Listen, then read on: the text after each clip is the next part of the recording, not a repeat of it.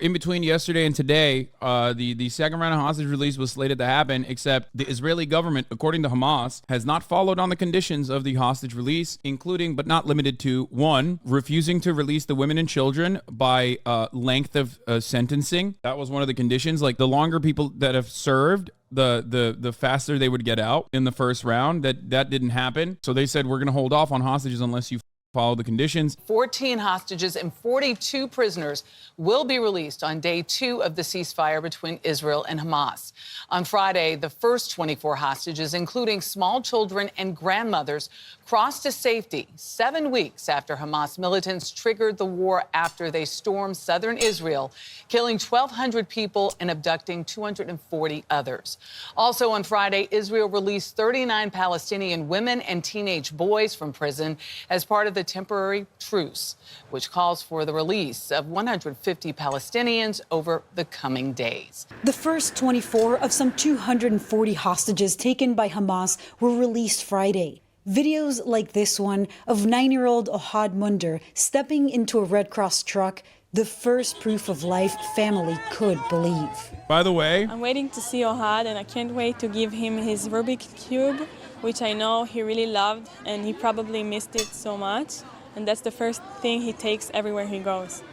Ohad ran. Why are you watching CBS to see what lies look like? Yes, I'm watching American Western news because I want to understand what the Western world is seeing and how they are covering this story. Ran to his father's arms, though his grandfather. I mean, this is a beautiful sight regardless. It's just, I wish that it was one that they offered to Palestinians as well. Father is still captive.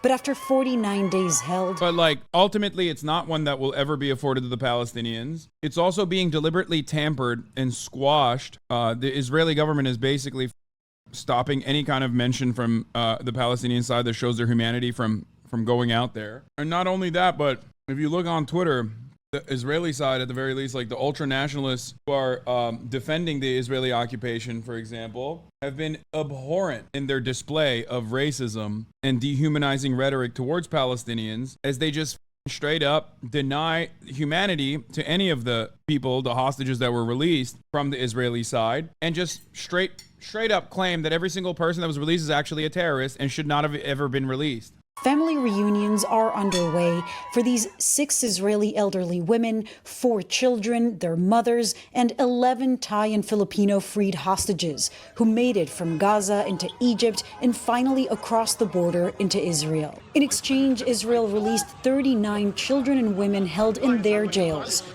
Upon their arrival in the West Bank, parents, overwhelmed with relief, embraced their children, as did the public, defying a ban the Israeli government placed on any celebration for their freedom.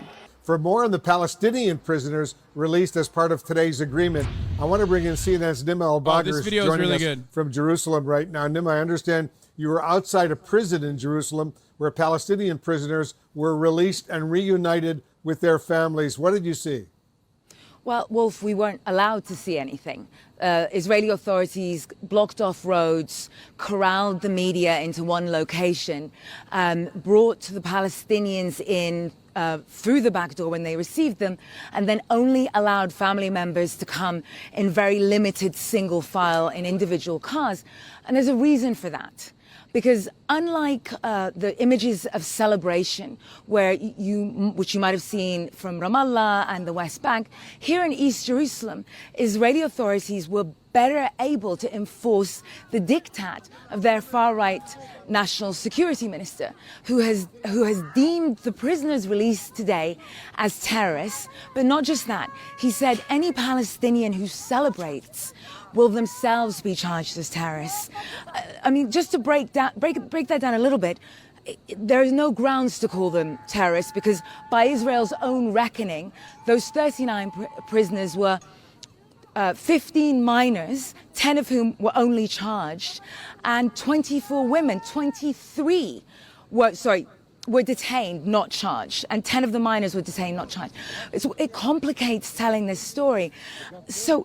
I love how low the goddamn bar is. This is literally one of the first times that I've ever heard someone on CNN describe this process, which you only hear from Human Rights Watch, Amnesty International, Adamir, and like all these other international humanitarian organizations and Palestinian humanitarian organizations and Israeli humanitarian organizations. But like, this is precisely what is the case here. The apprehension structure is completely unjustifiable. It's morally impermissible. It's completely ridiculous, right? It's barbaric. And this is the first time I've ever heard someone on CNN openly mention it. That's crazy. How can we sit here and act like these guys are doing objective journalism? They don't mention half the time their fucking children and women, or they'll say they're accused of a crime without like elaborating on what that structure looks like.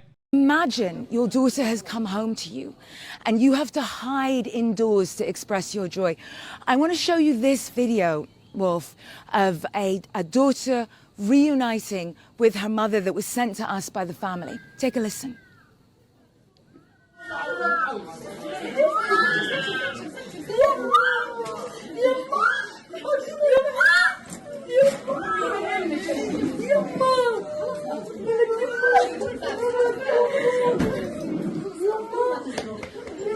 That young lady you see there, the reason, I mean, there's something poetic about criminalizing Palestinian joy, you know what I mean? Like, it's incredibly tragic, and in some ways, perfectly representative of what the Israeli apartheid looks like. Palestinian joy and celebration is illegal, okay? We don't even want you to celebrate. There's no reason, it's her daughter, but beyond that, she had been arrested at the age of 16, convicted at 17 for 10 years, accused of attempted stabbing. Her family and her lawyer and Israel. By the way, this is precisely the reason why, no matter how much you say Hamas is anti-Semitic, Palestinians are homophobic, they're anti-trans, they don't like women, whatever the you're saying. No matter how much you repeat that to yourself, in order to portray the Palestinian plight as bad and somehow that like Israel's security concerns are valid, no matter how much you recycle that narrative in your mind, there's always going to be a point where that breaks. That dam will always break. If you have any morality, if you have a heart, if you have the capacity to demonstrate empathy, you are going to inevitably go, okay, dude, this is ridiculous. This is ridiculous. تقدري بس تحكي لنا كلمتين ما بدنا نتعبك. اولا الف حمد على السلامه. انا عمتي علمت عليهم وجابت اجل. احكي لنا. احكي ايش بدك تقولي؟ والله جدا اخجل او نخجل ان نفرح. طلع على الكاميرا هون. تفضلي طلع على الكاميرا. احكي معلش. She's saying, I'm ashamed of being happy, referring to the genocide in Gaza. Oh, I did see this. This is cute. This is very cute. After spending 49 days in Gaza as a hostage. Also, Hasan is a bi. Please don't ever send me Visegrad tweets ever again. Come on, dog. This is like the psychotic, far-right, racist, Polish Twitter account. You can source this video from elsewhere. You know what I mean? But yeah, this is a good moment. It's very cute. Shalom. אני אחזיק לכם.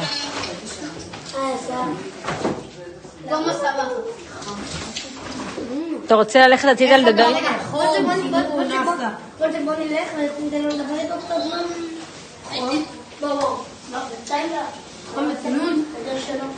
That bro, give me the iPad, dog. 49 days without an iPad. I want to see the new Fortnite update. I want to watch Pokemon. I don't know what's going on. He's like, I love Jinxie. What's he up to? Is he playing Rainbow Six? כמה דקות שידבר איתו. Dude, there have been 11 renditions of Skibidi Toilet that I missed out on. I need to catch up immediately, okay? I mean, there have been great videos from the Palestinian side as well of just like people returning to their homes. And then you have this situation where like in occupied Jerusalem, you're not even allowed to celebrate. Itamar Ben-Gvir has made celebrations illegal. Now, they can't contain the celebrations of the West Bank for the Palestinians that are released because they don't have the smoke for it. They're spread a little too thin right now because there's the ongoing siege in Gaza. But in Jerusalem, they have the internal police force and the Palestinian Authority and everyone else like basically operating or collaborating together. Maybe not Palestinian Authority as much, but the security forces are following Itamar Ben-Gvir's request to ensure that there's no celebrations whatsoever for the prisoners being released, for the hostages being released on the Palestinian side.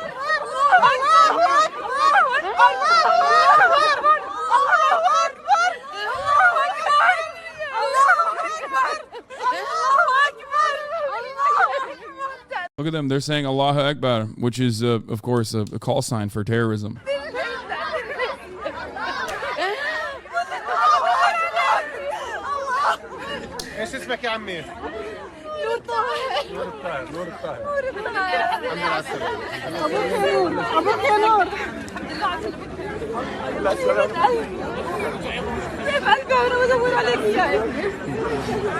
Don't say that. People believe you. What do you mean? Oh, the Allahu Akbar thing. Yeah. Allahu Akbar just means God is great.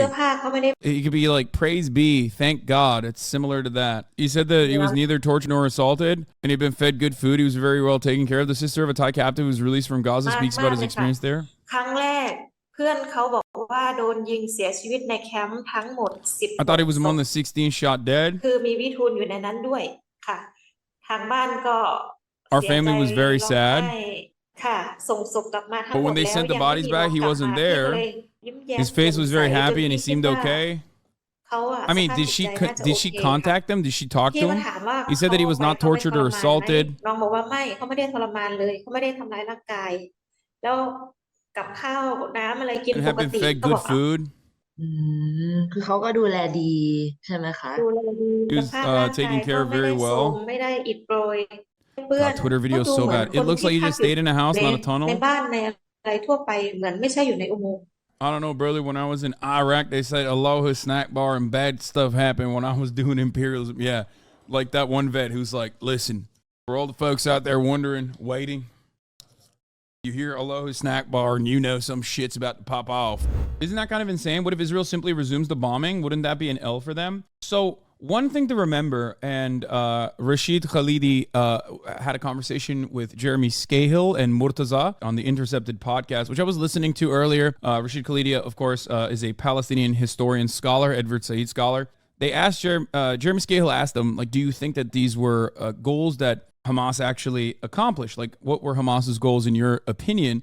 Obviously, he doesn't know, but he's like purely speculating, in which he openly mentioned. But I think he brought up some really interesting points about the fact that, like, of course, Hamas understands that there is going to be violent retaliation, and they're ready for it in the sense that, like, they knew that this was going to happen, and ultimately they knew that Israel's reaction would create an environment where they're less sympathetic. Israel's behavior throughout this entire process is basically causing them to lose more support. No matter how much mainstream media pushes a certain angle, I think people still recognize the disproportionate acts of violence and start asking more questions about the situation and the death and devastation is avoidable as long as, Israel chooses to not be super violent. But of course, they are still behaving in a super violent fashion. One thing that he brought up that I thought was interesting was the fact that this completely shatters any remaining fractional power that the Palestinian Authority might have ever had in the eyes of the Palestinians. Just eviscerates it, destroys it, and he's right about that. That's why you see when the prisoners are being released on the Israeli side, they ask them, "So how do you think?" And their immediate response is like, "Thank God for Al-Qassam brigades, thank God for Hamas, thank God for all of them." And of course they feel that way because they think Hamas is the reason as to why they were released. And these are people in the West Bank. Like, these are supposed to be people that are the most loyal to Fatah, and they're not. And the reason for why they're not is because Fatah put them in jail or played a role in putting them in jail, whereas in their minds, Hamas played a role in getting them out of prison. Ultimately, it's more about who's collaborating with the occupation, with the belligerent occupation that is violent and destructive, and who is fighting against it, no matter what the retaliation is. And that is, in my opinion, important to understand, because this is yet another circumstance of, like, Israel losing the political battles. Like, they might not agree with the things that Hamas are doing. Some of them don't acknowledge that, like, the militants actually went and killed civilians and stuff like that. But ultimately, in their eyes, like, these guys are certainly the ones who are playing a significant role in their release. And it's important to recognize that because, you got the New York Times writing dumb shit like this. Can the Palestinian Authority really govern Gaza after the war? I guess they'll probably openly state that that's not going to happen Because in the eyes of the Palestinians, if you ask them, obviously Israel is the least popular political entity in the region because it's the apartheid regime. Palestinian Authority is the second least popular political entity in the region. And then it's Hamas. And Hamas isn't necessarily majority popular. Its actions might be, but they're not broadly popular by any means necessary. It's just that they are more popular than the Palestinian Authority right now. The reason why I'm showing all of this is because Israel's actions are directly contributing to more popularity for violent resistance and Hamas specifically. Israeli and Palestinian rights groups say that this was a miscarriage of justice. Her family had taken this all the way to the Israeli Supreme Court, and her mother had lost hope. Of course, it's not the same. What did you expect? The prisoners are people who did some sort of act of violence and the hostages? That's not true. You're wrong about that. What's important here is to understand that the position that they're taking is to violently torture toddlers for crimes that they are either suspected of doing or sometimes openly not even convicted of doing. The example that this person is making fun of is literally one that we've covered before, one that I talked about already. The example is the 13-year-old who was interrogated after his 15-year-old cousin and himself ran around and his 15-year-old cousin stabbed a 13-year-old Israeli kid and a 20-year-old. Neither of them died, luckily. The 15-year-old cousin was shot and killed on the spot. The 13-year-old, who did not stab anyone, who was also running around with their 15-year-old cousin, was ran over by a car. He's been in prison for the past 9 years. If you think that a 13-year-old who was running around with their 15-year-old cousin with a knife should be tortured, ran over with a car, and then interrogated immediately after that, yes, Ahmad Mansara, and placed in solitary confinement, you are a freak. It is also illegal to do that, for the record. There are luckily human rights, international humanitarian law.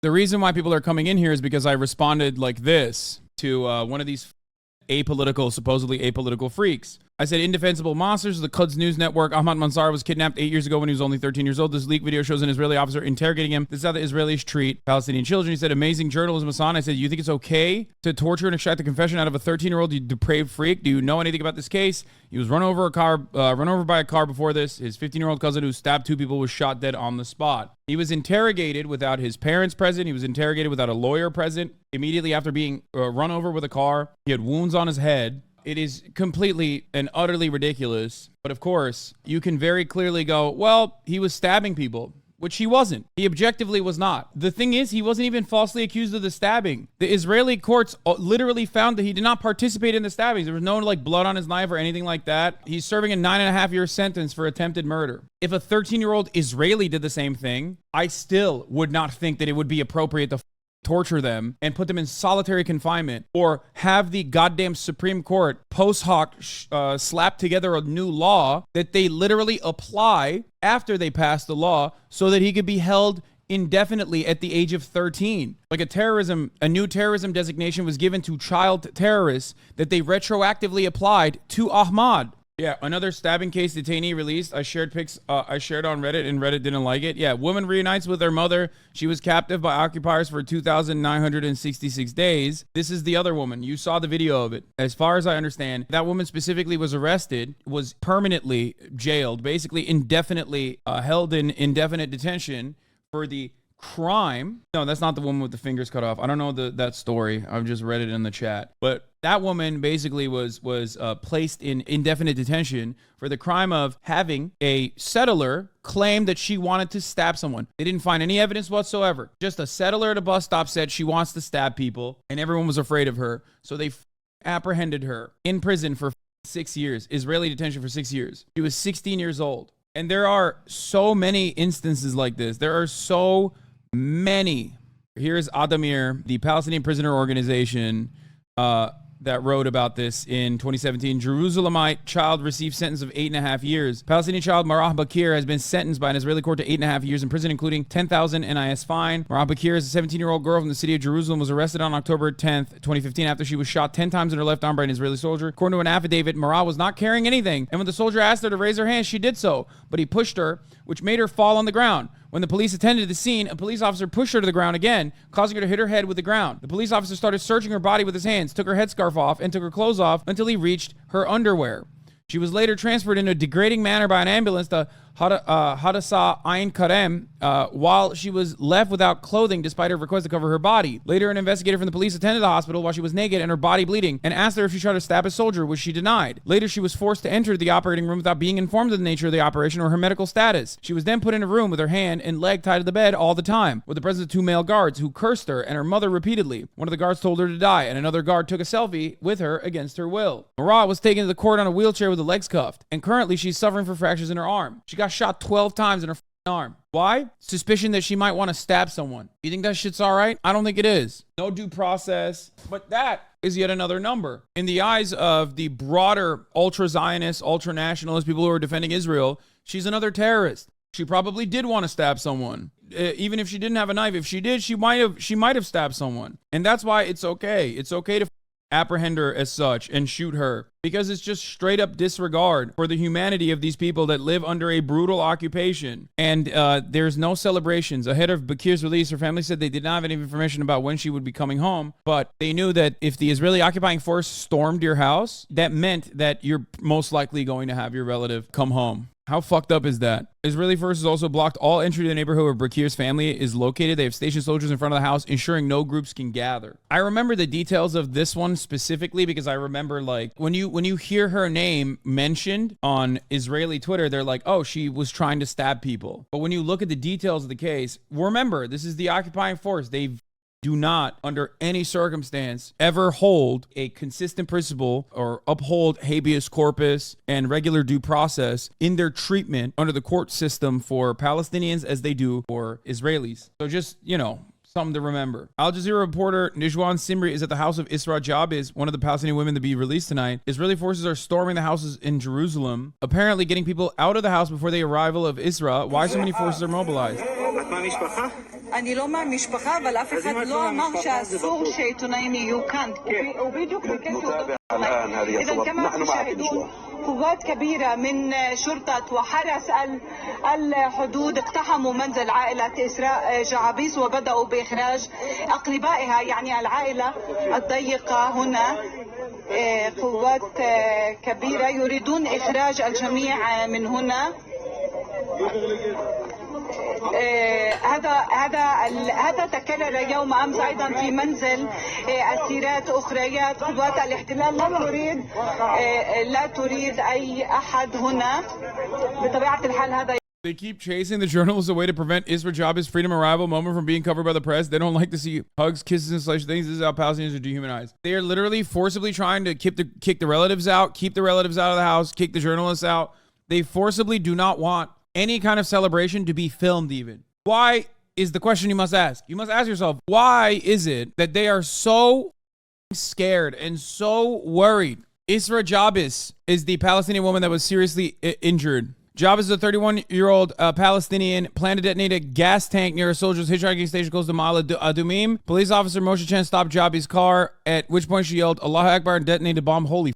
This Wikipedia article is crazy. This is the one that the chatter was talking about, I think. She did not get medical treatment, right? That's the one, right? Chatter? Al-Quds, Jerusalem, the fourth of 9 sisters and brothers. She was arrested following an electrical system failure in her car, which caught fire when she was still trapped inside. It resulted in first, second, and third degree burns. The Wikipedia article says that she had a car bomb and wanted to blow it up. Israel neglecting severely burned prisoners' needs. Isra Jabis suffered burns and charged with attempted murder after a car exploded near Israeli checkpoint in 2015. I feel scared when I look at my face in the mirror, so imagine what others must feel like when they look at me. Those are the words of Isra Jabis, 33-year-old Palestinian mother from Jerusalem who has been languishing in Hasharon, the only Israel prison for Palestinian female prisoners. She's accused by Israel of attempted murder after blowing her car up at a checkpoint, a charge she denies. Her burns, she claims, are the result of an explosion in the car following a technical fault. Broken on the inside, physically burned, and an immense amount of pain, Jabis said last week in a letter dictated to her lawyer that she does not receive adequate medical treatment from the Israeli prison system. Here's the problem. There's no fucking proper trial. So I have nothing to go on other than what the Israeli government is saying and what she's saying. And if you trust the Israeli government across the board, a government that is an apartheid regime, then yeah, she's a car bombing terrorist and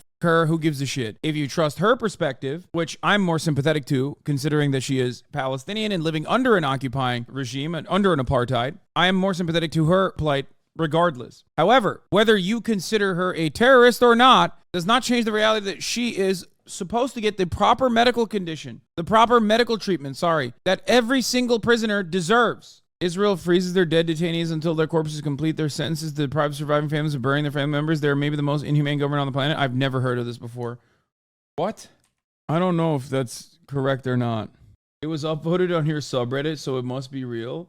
Brother, I don't go on my own subreddit, and I also don't trust anything immediately on any subreddit. So why don't you exercise the same level of caution and care that I have on not just my subreddit, but just any subreddit in general? Unless it's from like B'Tselem, or if it's from like, you know, a trusted journalist, a trusted journalistic outlet or a humanitarian rights group, I'm gonna, you know, it seems nutty, but it could be real. But I'm gonna be more cautious.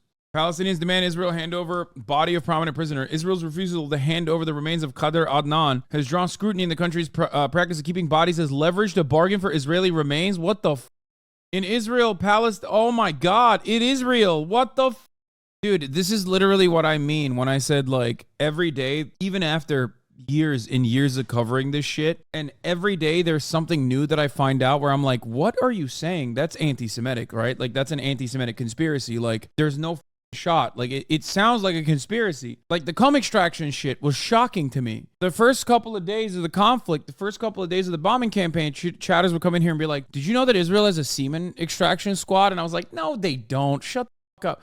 And I was like, come on, I've heard all the stories, like the skin bank and all this stuff, right? Like I've heard all of that. There's no way. And then you find out that, yeah, no, they do actually have a cum squad that is literally, how do I find out about the cum squad? Because Israel themselves openly celebrate it and praise it, which, you know, blows my mind at that point. I'm like, what the why are they reporting this as though this is something that's totally normal? They just tweeted it out. What the And it seems like this is another one of those circumstances. Palestinian imprisonment continues even after death. The policy of post-mortem detention leaves grieving families without closure. A recent report found that Israel is keeping hundreds of bodies in its infamous cemeteries of numbers.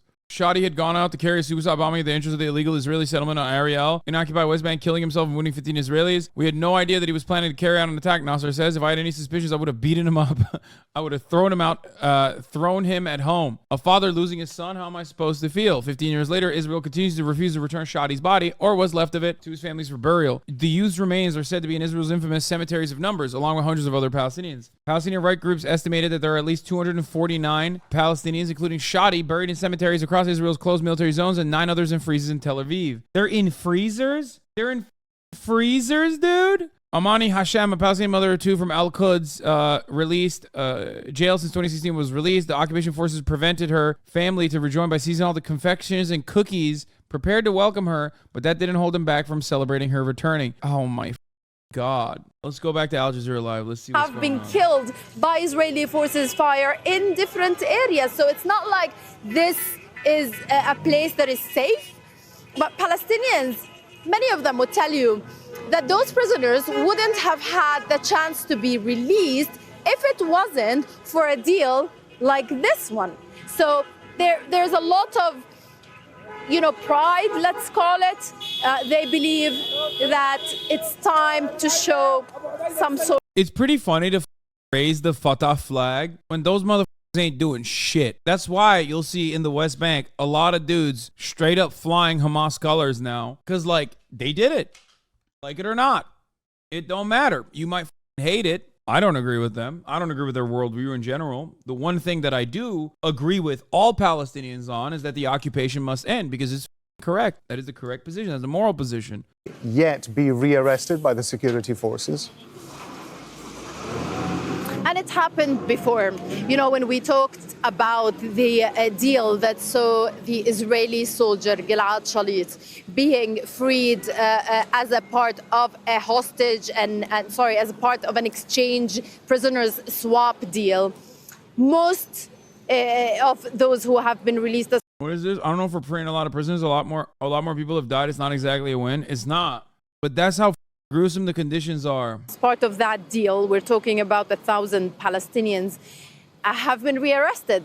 Some have left, some have been deported. If you raise the Hamas flag, everyone's going to call you terrorists. They're raising it now. Almost every day they're raising it out of Palestine. Bro, there are literally Palestinians that were taken out of prison. Like the moment that they get in front of cameras, they're like, praise Al-Qassam, Yahya Sinwar is a hero. People who literally are just like, this is the greatest, I love Hamas so much. I love the Al-Qassam brigades. I love, like, straight up. At that point, it's like, do I fault them for it? No, I get where they're coming from. I will never personally understand what it's like to be imprisoned without any due process whatsoever. You won't either. You have no idea what that's like. At that point, you don't give a shit who's getting you out of that situation that is allowing you to see your family again. Here's Itamar Ben-Gvir celebrating. Following the deal that came to fruition, terrorists living in East Jerusalem were released. The police did well to implement my policy and prevent them from celebrating. He's like a comical fat kid. You know what I mean? He's like, eee! Like, he literally is like, yeah, I didn't let them celebrate. Like,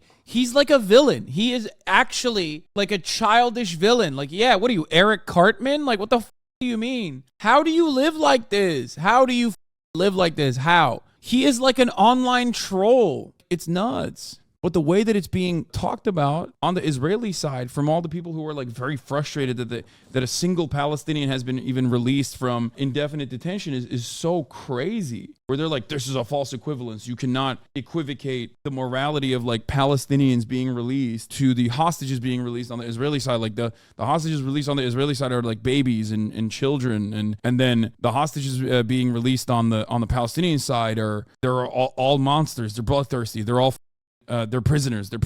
And it's like, dude, please just exercise a little bit of critical thinking. Try to think about it from the framework of like, how would you feel if this was a 13-year-old Israeli child? You know, would you want that 13-year-old Israeli child to be held in solitary confinement and tortured and have confessions extracted under torturous conditions, which are all human rights abuses? Like, these are violations of international humanitarian law.